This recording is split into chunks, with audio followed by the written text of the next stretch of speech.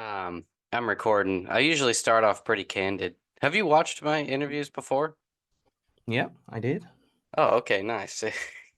You kind of know the gist of what's going on. Yeah, exactly. Even though I started watching probably 2 months ago, I think. Yeah, I mean, I really didn't start doing the interviews until like 3 or 4 months, maybe top 6 months ago or something like that. Okay. The end of the summer. So I haven't really done that much, to be honest. That's why it's like whenever I meet new people or people reach out or I do more research, it's kind of like every new person is a new insight, which is why I wanted to talk to you. So I basically have like 10 questions I was going to ask you. And if you, or I guess like we could go down any kind of path. Depending on how Yeah. you answer, I may go down one path or another because I really know almost nothing about you. So Well, I that's the guess way I navigate as well. So I guess it's gonna be a fun talk. it's going to be fun. Yeah. I guess to let the audience know, you are based out of Amsterdam, right? Or at least the Yeah. Netherlands. Yeah, the Netherlands, born and raised in Amsterdam. Now I live just outside of the city, but basically Amsterdam. Well, maybe later I'll get more into what it's like. I know nothing about the Netherlands. The closest I've ever been is Germany, and I mean, just because it's nearby doesn't mean it's anything like it, right? Definitely not. So it's just yeah, it's like you being like, oh yeah, you're from St. Louis. That's a lot like Florida, right? It's like, well, not really. Um, Yeah. so are basically I know you from one series called Meet Dioro, right? Is that how you pronounce Yeah. it? Yeah, it Um, is. Are you the writer or the artist or both? I'm the writer, so I initially came up with the idea. And because I couldn't draw, I started writing and writing like a novel version of what is now an adaptation of that the comic. Oh, nice. So you have the comic and you also are writing a novel that's the same story or like an addendum to the comic. No, it's the exact same story. I've like 80,000 words I've written up until now, so the full story is already there. Made sure there were no like plot holes and that kind of stuff. So I guess that's makes it an easier job for me and the artist to visualize it. But like the at least the first arc, which is like a full season worth of chapters, is already available to be adapted. Okay, gotcha. And did you write the novel first or the comic first? The context is the idea for the story came as a visual in my head, but I started writing it as a novel because I couldn't. Yeah, I didn't want me to be the person who drew the comic because I'm not that good at drawing. So I just started writing. So first, like yeah, the full novel. When I started presenting it to the artist, I already had like a full thing that he could read from beginning to end to see if it would be a match with whatever his vision or his preference was. Okay, gotcha. So did you write a comic script or did you basically work with him based upon the novel? Both. So Okay. I have the novel fully written, and then I also converted that into a comic script, so it would be easier to communicate with the artist. Okay, So that I have makes like the I mean comic that's the script norm. version Yeah. and the novel version. Okay, gotcha, gotcha. And yeah, I say him as if like I know. But is your how do you know your artist? How did you find your artist? Is it a male, female? You don't know? Like I have an artist that I'm not even sure what they are.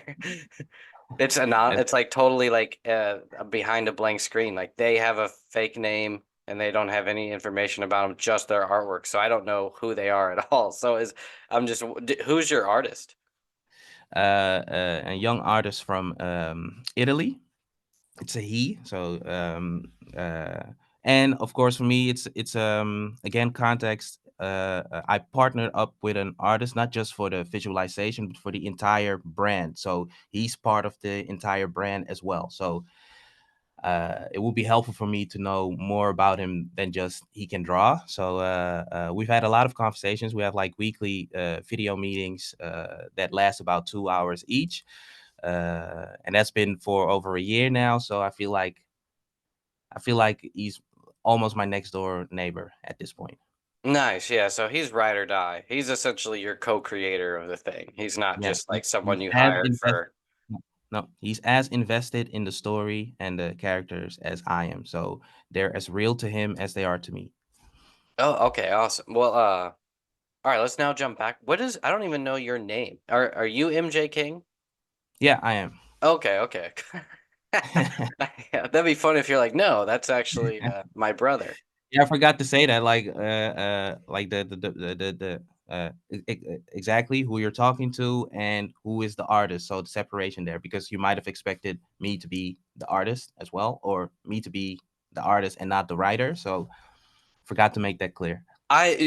I did a bit of research, like, so yeah, so I figured that I knew that it was two separate people. I assumed that you were the writer, um, and but I never fully know because Yeah.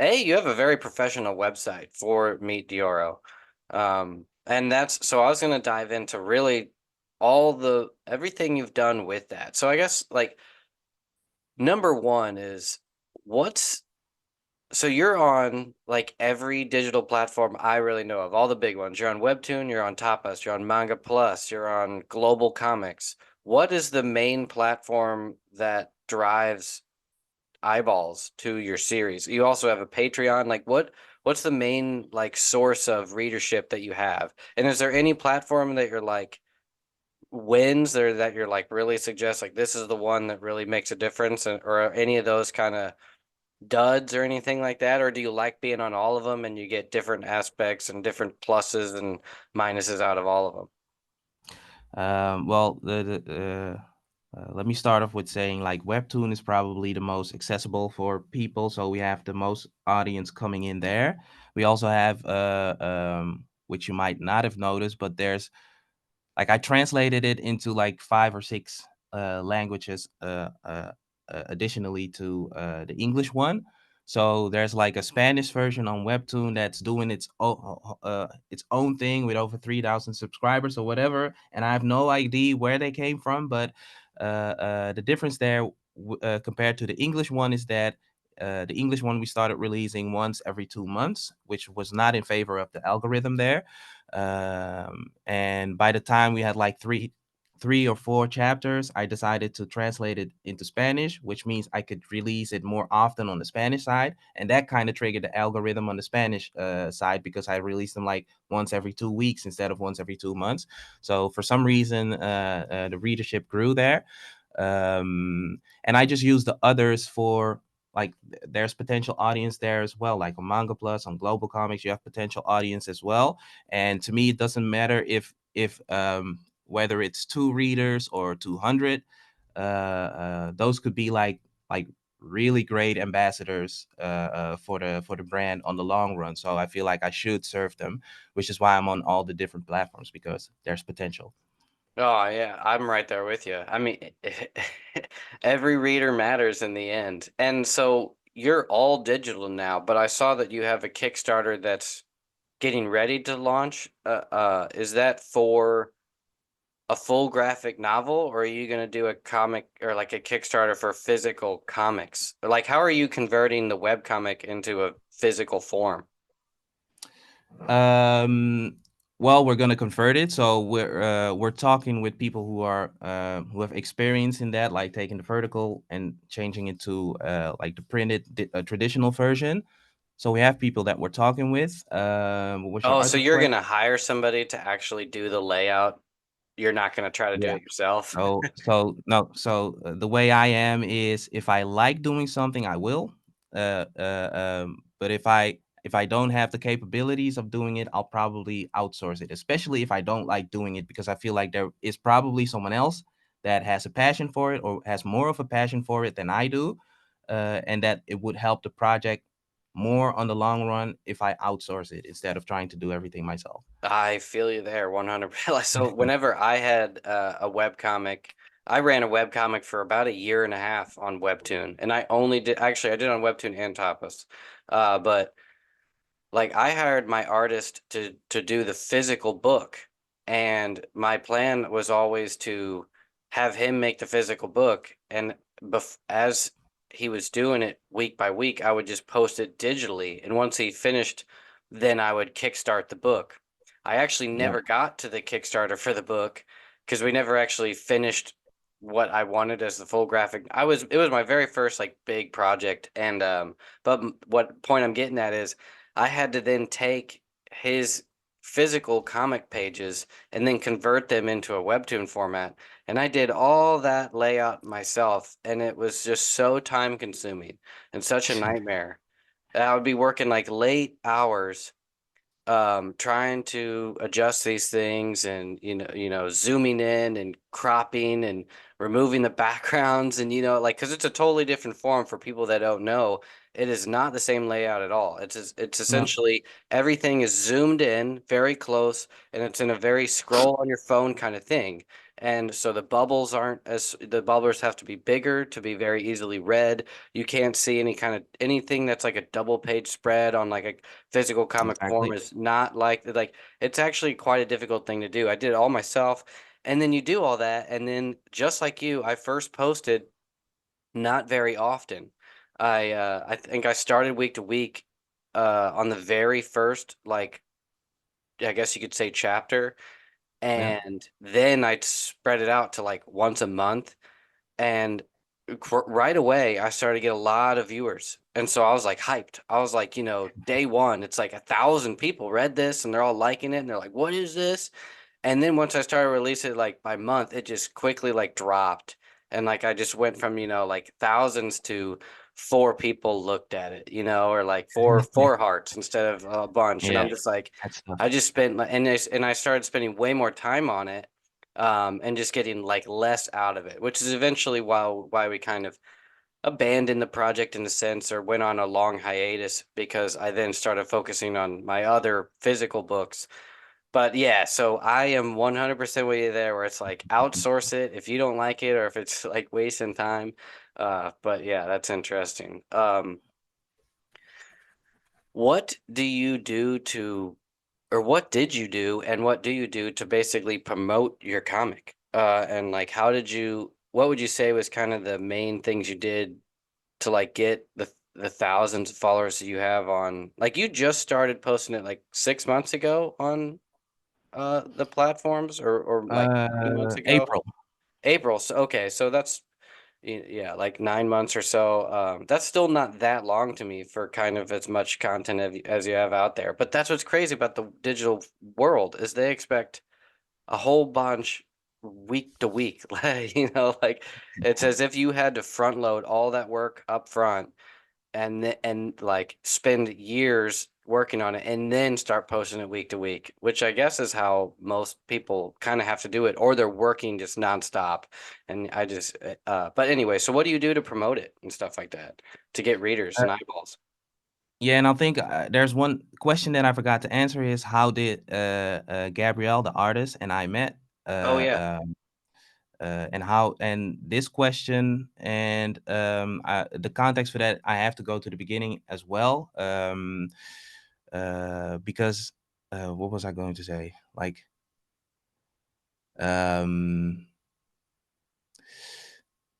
yeah, so at the beginning, let's start there. I knew that because I knew I was going to write it fully. I knew that, yeah, posting like lines out of or dialogue out of the novel wasn't going to attract any people. So I knew I had to have some sort of representation of the main character that people could resonate with and get attached to. So I started with the first strategy I had was commissioning a bunch of artists for half a year or a year, so they can do their interpretation of my main character and then post that on social media. And that would, as long as the core elements of that character design would remain, I could get people attached to the idea of the story of Meteor and invite them into the world that way. So I started posting.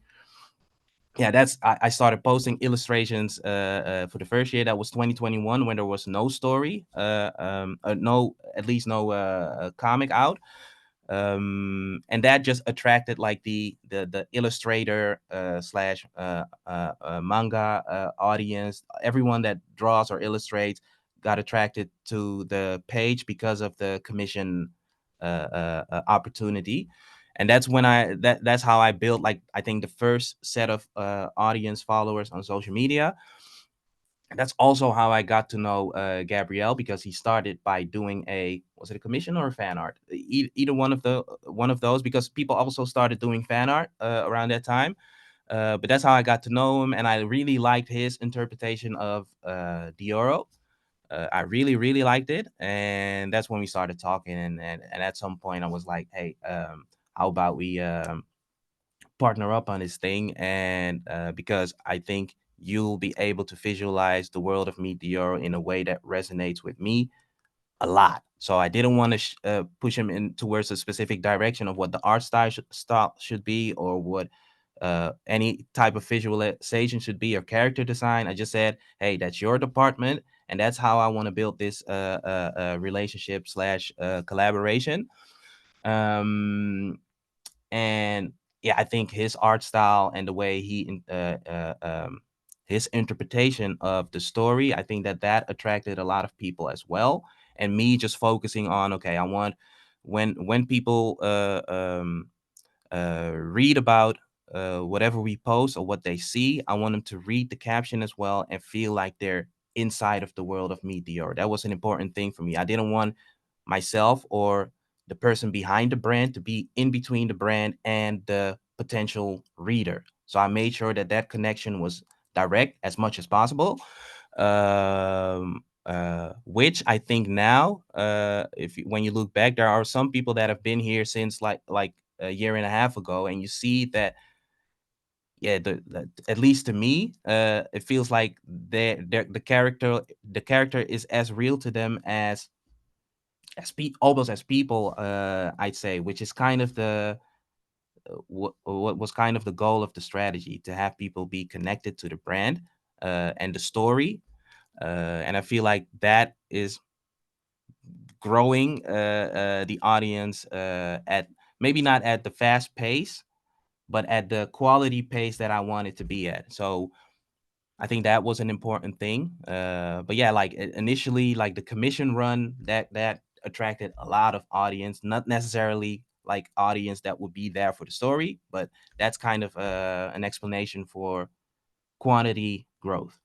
That's smart. I wouldn't even like thought to do it that way. Like basically you built the hype before, like in the creation of the team. Like building the team was like the hype, being like, oh, there's this new story, like who's going to be involved. And his artwork is amazing.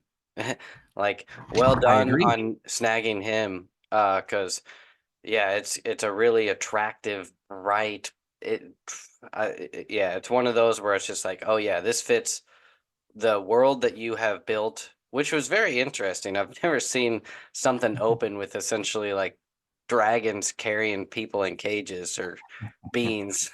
Like I was like, oh yeah, that's, to me that's hardcore. So Yeah, that was also strategically because I know after that part, it would kind of start off like as a soft story, and I didn't want people to think that it wouldn't be as intense as it will end up being. And if I started after that, like prologue chapter, people would have thought it was just a sweet story, which it isn't. But people will see that later on. But I felt like putting that chapter in front, because in the novel it wasn't always at the front, but because of this reason, I moved it forward or backward to the beginning at least, so people could get a sense of how intense the story can actually get. And uh, in the novel, it's described more, I'd say, more. There's more tragedy. You feel more tragedy, I think, in the novel, but yeah, that was the main reason for starting off that way, I've to done set the the exact tone. thing. Yeah, that's a smart way to do it. Yeah, kind of like a hard open that's sort of like you said, it's like if if you start with the bulk of like the story that you're getting up to, it's almost you can't draw someone in with kind of that like super exciting moment. Like you said, it's a bit too dramatic, soft, emotional. It's like you have to have that kind of hard open of like, people being held prisoner. And especially because I knew that it would take us like 2 months to finish a chapter. So that meant if it was a tough decision because I knew that if I start off that way, it would take at least 4 months for people to see the protagonist, which is a long time to wait for the protagonist. But I felt like I just had to go this direction and just deal with people who might drop off because they're not introduced to the protagonist soon enough. But that's just yeah, I was willing to take that risk.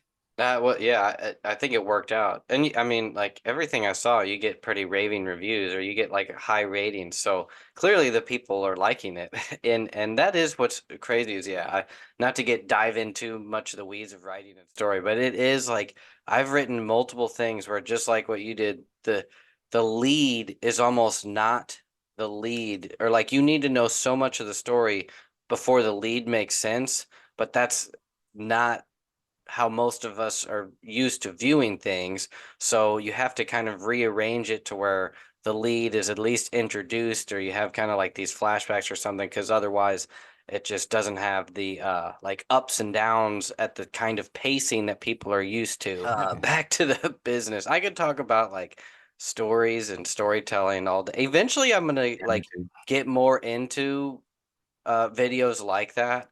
Uh sort of about the process of writing, but there's just so much out there and so many people talk about that kind of stuff because that is the more fun thing to that I just didn't start that way because I wanted to carve out the niche that I'm in now, which is like really the more business side and how to like grow an audience and actually make money with this, which leads me to sort of how are you making income from this, or like are you is like are you doing anything to where you like have a plan set in place to where you'll like actually earn back revenue that covers your cost of the artist, like with your Patreon or with the Kickstarter? Or do you have anything in mind, or are you already making money with Webtoon? Like, do you have enough views and stuff to where you're monetized on that? Just fill me in on on that Uh, kind of money side.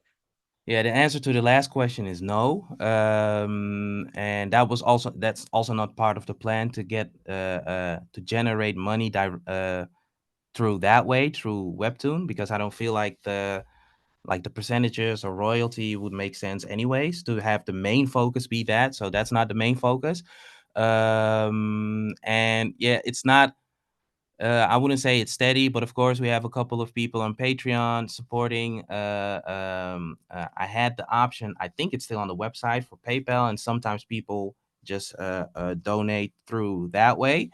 But yeah, those are the main things at the moment. But that also has to do with the strategy. Like I'm to be honest, and to give context, I've been like a digital marketer for over 10 years now, and I have a specific perspective on what marketing is. And to me, the comic, the novel, I view them as portals for people to be invited into the world. So I don't really view them as products. I view them as portals. And once people are inside of the world, then they'd be more interested in um, other stuff outside of the comic or the novel, like merch. Like in my head, I'm already 10 steps ahead, or I think like I'm thinking, okay, they would be interested in going to an amusement park where there are elements that have to do with meteors. So I'm trying to uh, uh, um, what's the word, to seed plant the seeds for people to be interested in that kind of stuff later on. So there's no short term aside from the Patreon and maybe the Kickstarter that's at its pre-launch now, but there are no short term revenue strategies. It's more long term. And I feel like the magic system, I don't know how much you know about that, but I feel like the magic system of the story is kind of going to be the thing that uh, uh, I see a lot of potential there as far as generating income. But to me, at a core level, I feel like the comic and the novel are just portals to the world of Meet the Euro. Yeah, that's a lot like what I kind of preach in my ebooks is like essentially your comics are a gateway to an empire that you're building. And which is exactly how, the big mainstream companies that we think of or IP that we think of is how they work. The like you said, they're just portals into a world that you're building, and that world, and like I don't know the details of. Are you referring when you say the magic system, like the actual like lore of the story that you have built, like the magic that's involved, or is there something when you say the magic system? What are you referring to? Is, Like the mythology involved? no, like the magic system in Meteoro is inspired by MBTI and like 16 personality, so it extrapolates from the reality in a way that it can connect with a huge audience immediately. Like if I don't know if you're aware of what MBTI is and the workings of it. Like No, yeah, you I don't could know what take that is. you can take like a bunch of personality tests online that tell you who you are. And there's like a whole community that's into that. Like you have a four-letter word. It can be INTJ or ESFP or Oh, whatever. yeah, I do. Yeah, I actually learned about that in college. I didn't know that there was a community that actually cared about that.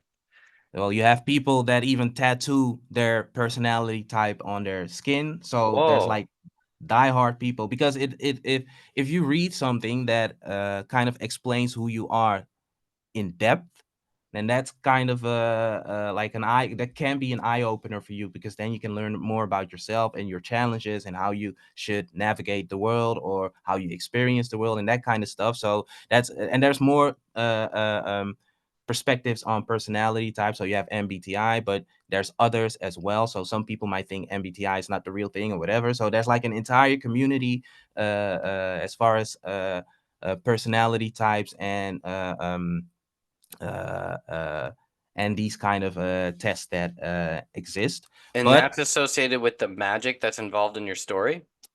yeah, so you have in the real world, you have 16 personalities, but there are all like the essence of personality types is cognitive functions, which you have eight of in the real world. And I use those eight cognitive functions as the core of the magic system, but I exaggerated them so they are more fantasy like in my world. So one of the cognitive functions is what's an easy example? Extroverted sensing, which has to do with your external senses. So in the real world, you have a cognitive function called extroverted sensing. And usually people that have a higher level of that are great at sports or adapting to certain stuff or noticing certain details visually or through their through smell. So just the five external senses, so sight, smell, touch, and whatever else. And what I did in the story is, okay, what if those were superpowers? What would they look like? And that's kind of the base of the magic system, which means if my assumption is correct that in the real world, people feel like they have superpowers on that department anyway. Like if you have external sensing and you feel like you can smell the most detailed stuff in a certain smell, then you'd feel like that's a superpower because other people can do it. And that's what you'll see in the story. Like you'll have a character that is great with smelling certain stuff, and a person in real life who feels like he's different from the rest on that department will probably resonate with that magical element in the story. And like I said, because there's a community available of that, I knew outside of the story even that the magic system could be sold to that audience as well, even if they're not into the fantasy stuff. And that's when I realized I did like I like to experiment from the because of the marketing background. But I did like an advertising experiment where I created a test that people could take to figure out what magical element they would possess in in the world of Meet the Euro. But it was based on the personality type, and that I don't know that I've tested a lot of stuff over the past 18 months, but that one just yeah, I'm very hopeful for that direction, and I want to expand it even more based on the tests that I did. But that like that, yeah, it extrapolates from reality in a way that I think resonates with a lot of people from that community. No, yeah, that's really cool and interesting. And I'm now kind of like mind blown. Like what's the product? Like yeah, you have that whole community that you can kind of sort of tap into. So like what's the product after these books that you sort of are drawing people to. Like with this world and with this magic system, like what is it that what's the next step? Like once if you draw somebody from that community that is like all about like kind of associating their personality type with kind of your world and like they get the comics which drives them to like what's the main is it like a website? Is it sort of a game that people would play? Like what's the next thing that you're working on? Like what's the bigger realm? Or is it something, to me, it's like there might be something new that you're creating that no one's really seen before. Almost like a, I don't know, interactive role playing kind of thing where you kind of choose your personality type, like you're like almost the way Harry Potter is, where people are like, I'm a Slytherin, I'm a Gryffindor, and like that is like hugely kind of it's broken into our own real life subculture of just how we live our lives. Yours is almost the same thing where it's like this whole the world you're building people can associate with like I am a part of that is maybe is it that or like but in Harry Potter the initial thing was the books then led to sort of I guess just another way of living like as if you're a wizard like maybe yours is kind of like that like it's like instead of the wizarding world there's the world of Meet Dioro or something like that. I do feel like it has that potential, and I pray, I hope that I'll be able to optimize on it fully, because I do feel the potential. Even when I did the test, it's funny that you say it because in the Facebook comments of that ad, you'd see people saying that they expected it to be a game, which was insights that I didn't have prior to experimenting with those ads. Uh, um, but it's interesting that based on the ad that I did and the story that I told, if you could be based on your personality type, you could figure out what your superpowers would be. People just assume that it would be some kind of game, which is interesting. If I had the money, I'd produce it at this moment, but that's definitely something that uh, uh, um, yeah, that has potential as well. And for now, I think it's probably building culture. So when I see what the personality type stuff is doing to that community, I feel like I could connect people. There's potential to connect people in the same way with this story, which would mean that people, if you look on Instagram, some people have those four-letter words. They have it in their Instagram bio to let people know how to approach them or how they view themselves. So they're letting people know their personality type, and I feel like I could there's potential to also reach that with my story where people feel that's maybe the best way to say it, identified with the story, with the magical element, with the setting, with the characters. They just feel completely identified with it. So it becomes part of their identity. That magical element that they were assigned becomes part of their identity. Gotcha. Well, um, so as a digital marketer, what insights can you give me in the audience? Like, because you basically digital marketers are like what I'm trying to learn, is associate kind of the principles that you're talking about and things that in that realm and associate them with comics. Because kind of the whole reason I'm have any sort of success at all is because many other people that break into comics don't have any sense of digital marketing, and they're just they're strictly writers or artists and they kind of just throw things out there and hope for the best, whether it's either just on Kickstarter or through a publisher, and then they just kind of hope and wait and don't realize that a lot of things you have to do work to get eyeballs and you have to experiment and you have to be consistent. And so like what are the insights that you can give us?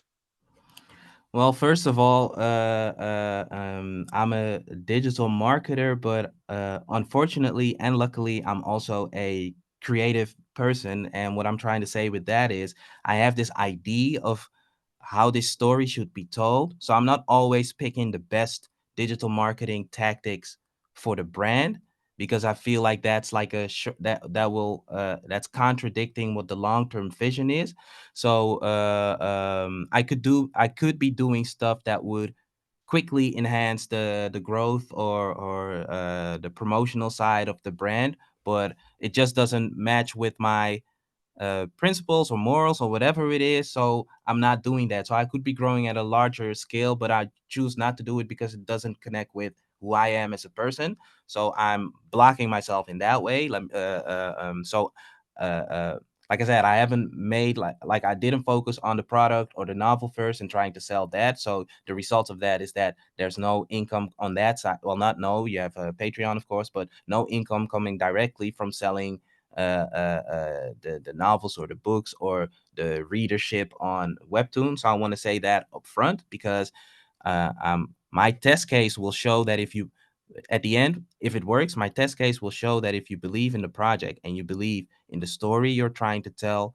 and have the patience, that eventually it will come. So now that I've put that aside, I need to think about the question again because I know what direction I was heading with the answer. But that was just to lay the the Yeah, yeah. fundamentals. What was the question again? It was essentially just what uh, uh, um I the uh, digital marketing and yeah. yeah, what are you really doing to really like build your empire or like from a Uh, digital marketing perspective? a Because lot you're of research, a lot of experimenting. so Like what I does said, what when you say experimenting, like dive a bit deeper into that. So you said ads. Were you doing Facebook ads? Were you doing Google ads? Facebook's and Instagram ads, and I even tried LinkedIn.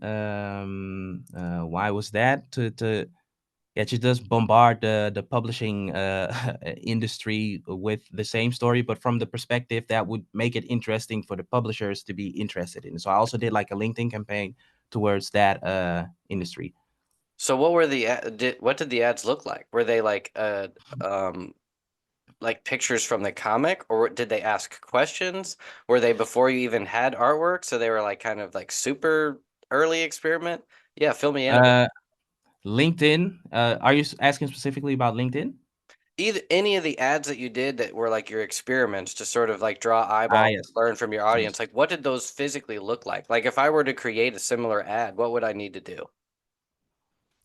Yeah, that's a difficult question to answer because it has to do with the experimenting. So I tried different. Like I said, I commissioned a lot of artists. So at some point, I had a lot of artwork that I organically posted on Instagram and saw which one people reacted to more than other illustrations that I did. So I did that as a test case to see, okay, if there's one that people engage with a lot, then that's one that will go to the next level and try and test out with the advertising to see how people respond to it there. But it could also work the other way around. Like I maybe at some point I'd also test out illustrations that were not posted organically yet and just see because with advertising you can just get the audience immediately and just see how they react. So there's a lot of testing on that side, but I didn't make any specific visual or illustration for the ad specifically. I just used whatever I commissioned artists to do. And that's also important with the commissioning as part of the experimenting.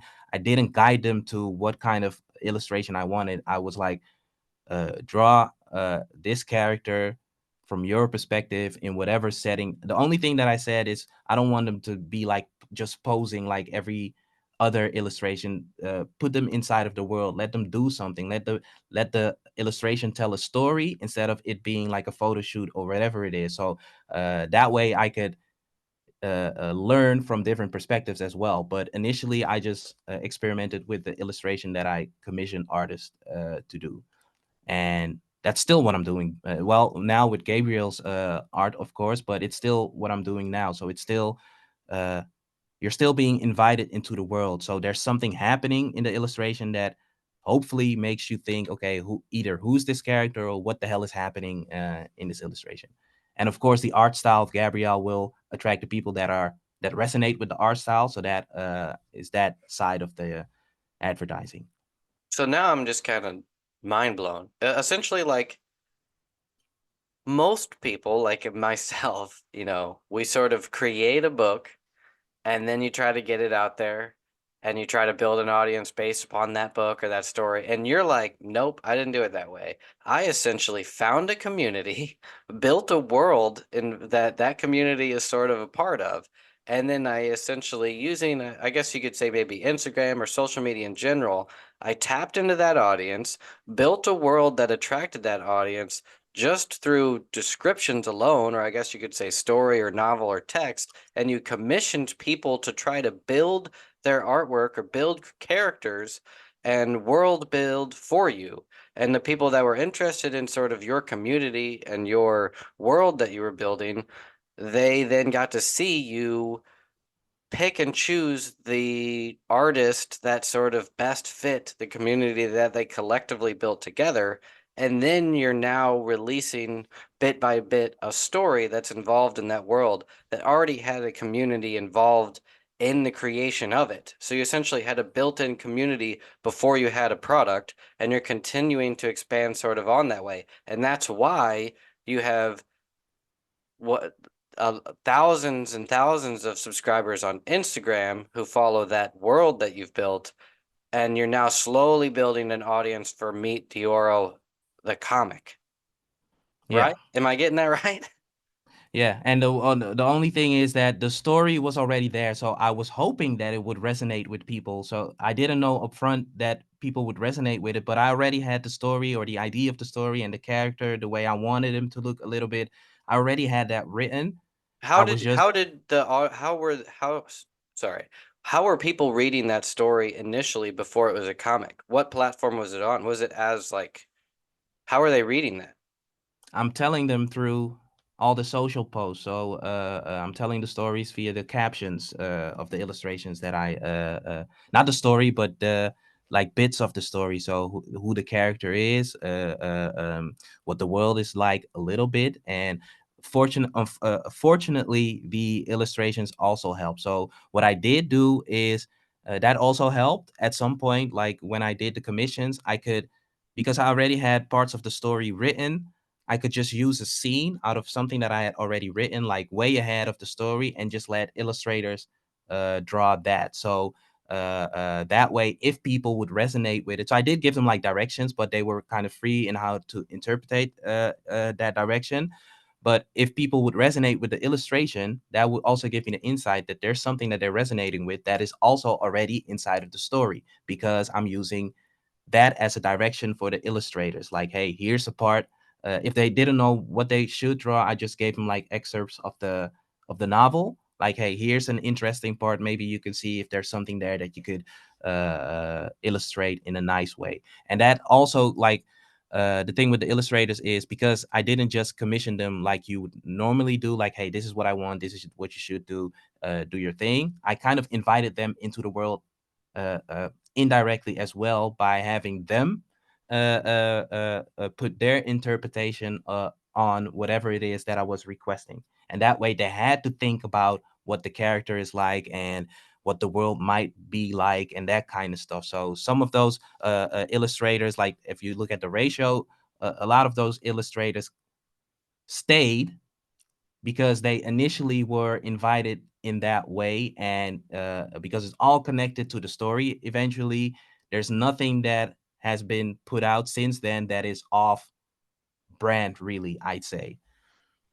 That's wild. I'm still, like I said, I'm mind blown. I don't know if anybody else has done this. So you were essentially commissioning, not even necessarily commission. You're almost just like inviting artists, be like, here's an excerpt of a story, make a character or tell this scene, and you just like post on Instagram like that commissioned artwork of that character, that scene, or whatever. And then in the caption, you essentially tell a few paragraphs of that world or that story or that character. And then slowly with these posts, you sort of told bits and pieces of a greater story within a world, and that built an audience, Yeah. right?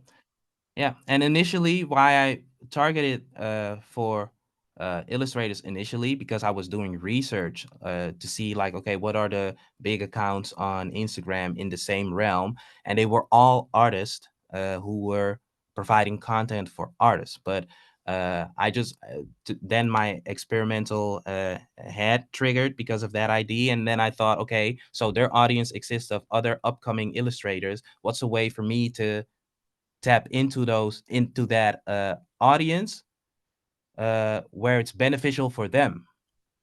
and that was the commission, because if you get commissioned, you get paid. So I knew that that would be the entry part to attract at least that audience, to see if that would be the audience that I should be targeting. But it was all just experimental. I was trying to figure out, how do I get that same audience without looking what the reward would be for me, but looking at what the reward would be for them, and just me indirectly benefiting off of that by inviting them into the world. So that's why I started focusing on that audience initially, to see if that would be the audience that I should be targeting.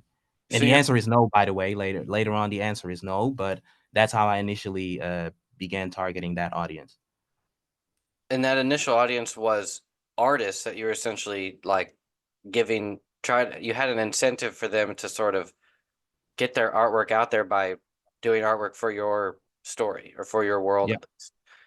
Yeah, that's super wild. Well, So I did set a budget aside for the entire year. I calculated, okay, how many times do I want to post?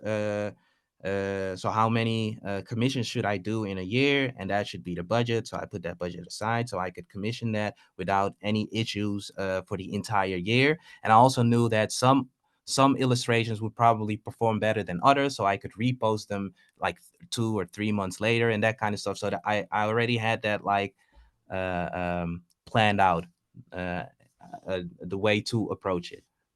okay. Um, man, I guess like so. What do you want to?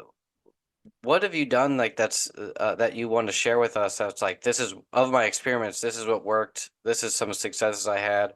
Like in general, as a digital marketer, kind of through this experiment, what's like the big takeaway that you want to let me or the audience know? I'm still like kind of surprised slash baffled at the way that people react to the magic system. So I feel like um, if there's something in your story that extrapolates from reality in a way that's similar to the way that we've done it with the magic system.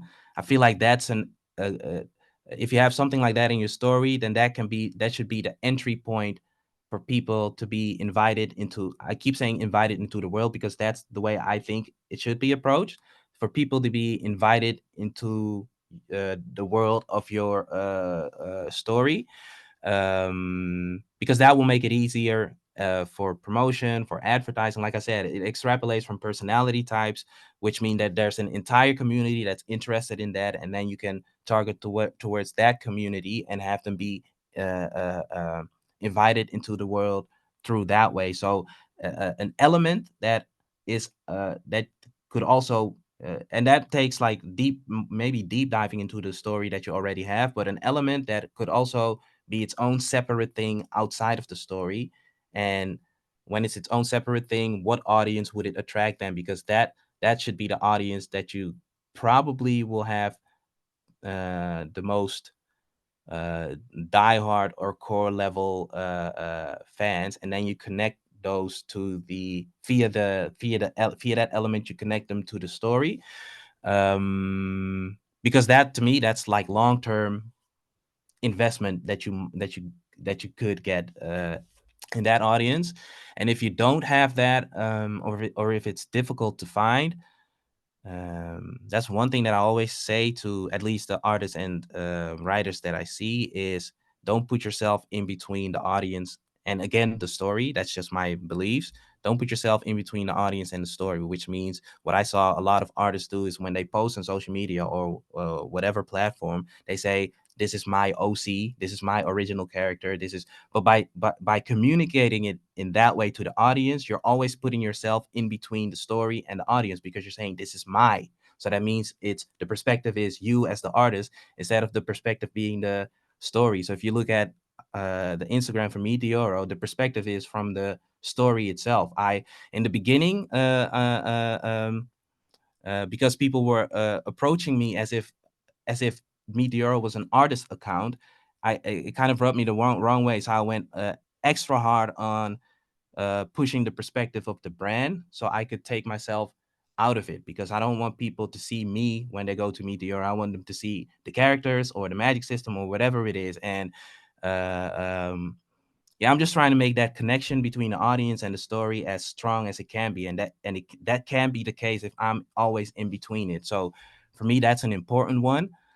Yeah, that's like a more of a communication tip, but I feel like that is all that you need at the core in order for the advertisement and all the other stuff to work, anyways. And that's why I rarely give out like specific marketing tactics, because to me it's all connected to why the story exists anyway. What's the main thing that you want to do with the story? What's the main thing? What are the characters about? What's the story about? What's the setting about? That's the most important thing for me. And if you have that, uh, um, if you have that ready, then it almost doesn't matter which tactic you use, if that makes any sense. No, yeah, yeah. Like if I were to sum up, it's basically I like this. It's basically like you're saying the you are drawing in your audience not to not like I'm the artist and here's my story. You are attracting your audience to where they see the community that they identify with as a part of their story, and that you inviting them into their world almost as like you're inviting them into some place that they want to be. And if you attract an audience that's like into a certain subculture, which I do talk about in my books, but I always associated subcultures, it's almost like I'm realizing almost like in a more deeper sense of like what subcultures are. Is like subcultures are someone's identity. Like I identify as a skateboarder. And I always viewed it as like this is a community someone's a part of. Like, oh, I go and I skateboard with other skateboarders. But no, it's kind of like you're saying like you are inviting someone into a world that identifies with them. Like I am this kind of person. This world attracts people like me, you know? So you're almost like going after a community of people that feel themselves very strongly attached to a certain thing, whatever that is. And Yeah. that is what you're inviting people in. And it's almost like if you can capture that thing, whatever it is, in your sense, it was that the personality types and your magic systems, and other people, it can be whatever, instead of it's like I'm this writer and I have this amazing story, and it's, you know, which is exactly how most things are marketed. Like it is, you know, it's the big name in their new book that's of this genre, which was to wrap up, we're getting pretty close. That I want to just find out what are comics like in the Netherlands? Like, do you guys have, is manga bigger than the main, like, do you have comic shops? What's the main, are comics a big deal there? Is Marvel and DC a big deal? Do you guys have your own local form of comics that is the main thing people read? Or like what's the realm there, and how do like, I'm sure it differs from how we do it here, you know? Yeah, I don't know the insights in depth, but there's obviously a comic community as well. Like you, last year, like in November, we had like Comic Con Holland, and Dutch Hero Comic Con. So you have like two Comic Cons, and that's like a huge event where people from all over the country just come to that event, and like the cosplaying and whatever. So there's like a huge comic community, and I'd say manga anime is growing. So majority is still like Western comic stuff. So um, But so yeah, like, there's like can you go to a comic shop and pick up, you know, books from independent publishers that we have here in the States, like Image, Dark Horse, I think Dynamite? so. Yeah, because in general, the Netherlands looks to the United like I'd say United States is probably a few steps ahead of the Netherlands, but we always, whether it's music or whether it's comic, just entertainment in general, we kind of look, that's kind of the path that you see the market developing towards, like whatever United States has 2 years from now is what we'll get 4 years from now, or whatever it is. So and that, because of the internet, that time span is getting shorter and shorter. So you do see like different, you do see like the Image comics, but also on the manga manhwa side, you see like if something is published this year, you'll see it very quickly in the Dutch shops as well. And if it's not physically, then you can order it from their website too. So they're Okay, pretty on point with that. that makes sense. How big is it in the Netherlands? Like, what's the population? Uh, I think it's at 17 million now. I'm not sure, like something like Okay, so that. yeah, that's pretty small. Like, I'm pretty Yeah, sure like just New York City itself is like 20 something million. So yeah, I can now that makes sense that it's like you're basically trying to explain like here's how, it's not like it's that different or it's just like we're just another country that's trying to do it just like pretty much every other country in the same area. yeah, It's not like I wasn't sure if you guys had like, France, for example, is really into comics. So there's French comic stars or celebrities that are known for comics that release in French in France, yeah. and I wasn't sure if there's like specifically well-known comic creators that are from the Netherlands that really only release books in the Netherlands. They never really branched out further and things like that. And it's funny that in America, if there's a big book that releases in France or something like that, someone else will license it to releases it in the United States. So I just wasn't sure if there was like a big creator that you're like, yeah, there's famous comic No, creators not there. that I'm aware of. There might be, but it's not on my radar. But at the same time, I'm not like comic first. I am brand story first. So the adaptation could go anyway. If you ask me, so I'm not like I'm not like that much of a comic head that I know industry statistics and that No, kind of yeah, stuff. that totally makes sense. Yeah, yeah. You're like, it's not like you're a comic nerd that finally made your own comic. That's what's so mind-blowing about your whole story. Now, I really like, we'll have to follow up again later in the year, next year, as you're further along to see where you're at with it. Because you're taking this from a perspective I've never seen anyone do before. I'm not saying it's like never been done or brand new, but it's very interesting because like most people that are in this space, at least in the United States, they're taking it from the perspective of, they love comics or they love movies and they just want to make comics and then they want to sell them. And you're like, You didn't go down that road at all. Like you come straight from just like your world building and comics just happen to be the best first medium to release that as that attracted. Yeah, it's just I Yeah, could and talk at the same more time, about. because I hear you. At the same time, I'm thinking, well, I definitely need to prove it still, because if I don't prove it, then it doesn't mean anything in the world. Then there's nothing for me to inspire other people with if I just am the and like not the visionary, but the one who believes in his dream and wants to do it his way, and in the end, it doesn't work at all. So I want to prove it to myself. That's also the marketing heart in me, I think. So I feel like this is direction that I should take, and it's a long term direction. So I need patience. But if I can't prove it to myself, then not that it's worthless, but it adds so much more value if I can say like, okay, this actually worked. Yeah, and that's why I want to follow follow up and be like, how much have you grown? Because from to me, you're growing very large, very fast. You have a really quality product, and you've gone about it and are marketing it and building a community in a totally new, uh, interesting way. So, uh, I want to thank you again for coming on and like doing this weird schedule because our time differences are so wacky. Um, and we'll definitely have to follow up and keep in touch. And are there any other final notes you want to wrap up with? Where can people find it? It's just meetdioro.com. Yeah, it's Meet Dioro everywhere basically, or meetdioro.com. But what I want to end with was saying that like I got attached to or got to know your YouTube channel because I was like doing research on YouTube on the topic. But the reason why your channel or you work for me is because the way you talk and the way you communicate resonates with how I want to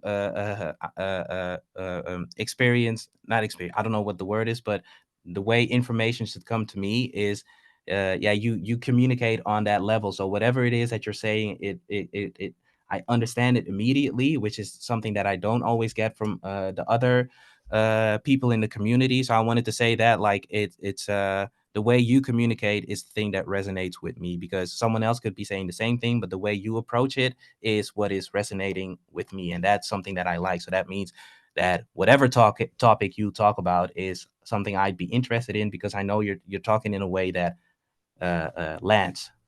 Oh, wow. Thanks a lot. That means a lot too. Yeah, I don't always get to know like how. Yeah, I'm still new to this, and so that's really helpful to know that just the way I'm saying it is actually helpful, and resonates with a lot of people. So thanks a lot for that, and I guess we'll end it there, and I'll put all Yep. the links to all your stuff, and I'll continue to read the story. Like I said, I only read like the first that opening chapter, and then a bit more as I did more research. But now I want to dive deeper into this world. So thanks a lot, man, and you have a good evening or morning Thank or you as well. day.